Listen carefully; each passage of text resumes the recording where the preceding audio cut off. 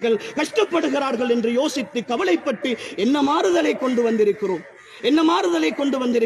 நீங்களும் நானும் மரணித்து போனால் சுவர்க்கமா நரகமா என்று தெரியாத ஒரு பயணத்தில் சுஹதாக்களை பற்றி கவலைப்படுகிறோமே. அன்புக்குரியவர்களே, எங்களை பற்றி யார் கவலைப்படுவது? நாளை மறுமையில் அவர்கள் கவலைப்படுவார்கள். இவர்கள் எல்லாம் பலஸ்தீனுக்கு வந்திருந்தால், இவர்கள் எல்லாம் ஷஹீதாகி இருந்தால் எங்களை போன்று சுவர்க்கத்தில் இருந்திருப்பார்கள் என்று அவர்கள் தான் எங்களை பார்த்து கவலைப்படுவார்கள். உறவுகளே, நாம் எந்த நிலையில் இருக்கிறோம்? எத்தனையோ சந்தோஷங்களை இழந்து, எத்தனையோ நிலைமைகளை இழந்து, எத்தனையோ உறவுகளை இழந்து, எத்தனையோ உபதேசங்களை கேட்டு, அன்புக்குரியவர்களே, கண் முன்னே பல ஜனாசாக்களை தூக்கி அடைத்து அந்த ஜனாசாக்களை காலுக்கு கீழே போட்டு நின்று கொண்டிருக்கிற இந்த நிலையிலும் கூட பாவங்களை விட வேண்டும், அல்லாஹுக்காக வாழ வேண்டும் என்ற உணர்வு இல்லாமல் இருக்கிறதே. உறவுகளே, அல்லாஹுக்காக வாழ வேண்டும் என்ற உணர்வு இல்லாமல் இருக்கிறதே.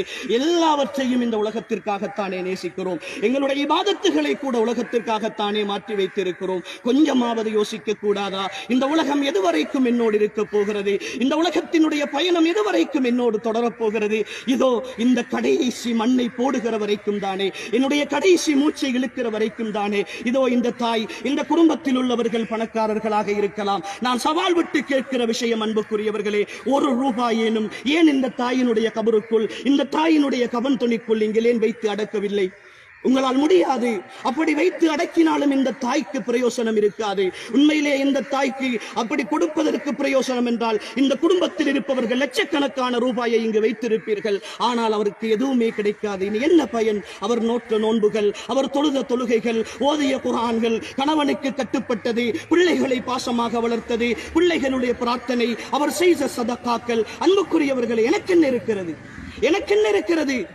இந்த கபருடைய வாழ்க்கையில் எனக்கு என்ன இருக்கிறது? எதை தேடி இருக்கிறேன்? அன்புக்குரியவர்களே, எல்லாம் ஏமாற்றி ஓடி ஓடி நான் அடிக்கடி நினைவுபடுத்துவது, ஒவ்வொரு கபறுகளிலும் ஒவ்வொரு ஜும்மாக்களிலும் சொல்வது, அல்லாஹுக்காக உங்களுடைய பொருளாதார சம்பாத்தியங்களில் வட்டி இருந்தால் விலக்கிக் கொள்ளுங்கள். உறவுகளே, லீசிங்கிலே வாகனம் எடுத்த சகோதரர்கள் இந்த இடத்திற்கு வந்திருப்பீர்கள். நீங்கள் ஓடி வருகிற அந்த வாகனம் அல்லாஹுவோடு யுத்தம் செய்துவிட்டு நீங்கள் இந்த மன்னரைக்கு வந்திருக்கிறீர்கள். இதே நிலையில் நீங்கள் மௌத்தாகி போனால் இந்த கபருடைய வாழ்க்கையில் அந்த இரட்சகன் மட்டும்தான் உங்களை பாதுகாக்க முடியும். அவனோடு யுத்த பிரகடனம் செய்து கொண்டு, அவன் ஹராமாக்கிய விஷயத்தை செய்து கொண்டு இந்த கபருக்குழிக்குள் எப்படி நிம்மதியாக இருக்கலாம் என்று நினைக்கிறீர்கள்? 4 ஆண்டுகள் 5 ஆண்டுகள் வட்டிக்கு கடன் எடுக்கிறீர்களே, வட்டிக்கு அடகு வைக்கிறீர்களே, வட்டிக்கு லோன் எடுக்கிறீர்களே, இப்படியெல்லாம் ஏமாற்றி செய்துவிட்டு இந்த கபருக்குழிக்குள் சந்தோஷமாக இருக்கலாம் என்று நினைக்கிறீர்களா?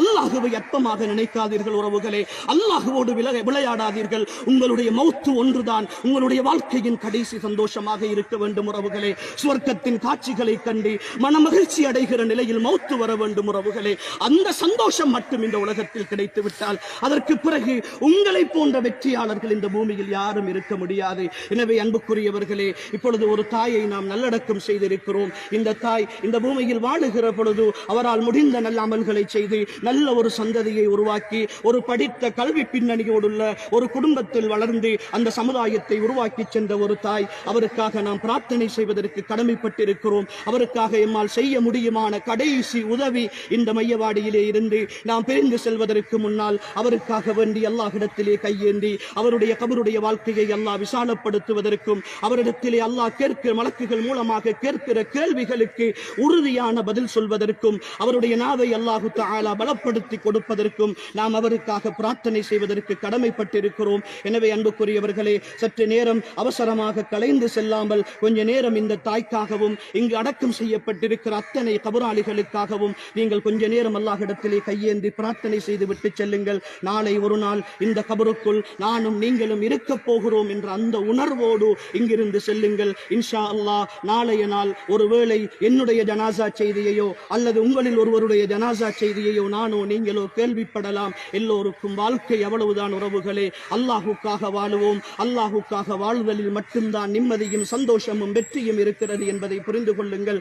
எல்லாம் வல்ல அல்லாஹு தஆலா என்னையும் உங்களையும் பொருந்திக் கொண்டு என்னுடையதும் உங்களுடையதுமான கடைசி முடிவை அவன் விரும்பக்கூடிய முடிவாக ஆக்கி கலிமா லா இலாஹ இல்லல்லாஹ் முஹம்மதுர் ரசூலுல்லாஹ் என்ற ஷஹாதாவை உரத்து சொன்னவர்களாக, சுவர்க்கத்தின் காட்சிகளை கண்டு மன மகிழ்ச்சி அடைந்தவர்களாக அல்லாஹ் எம் அனைவருடைய உயிரையும் கைப்பற்றிக் கொள்வானாக.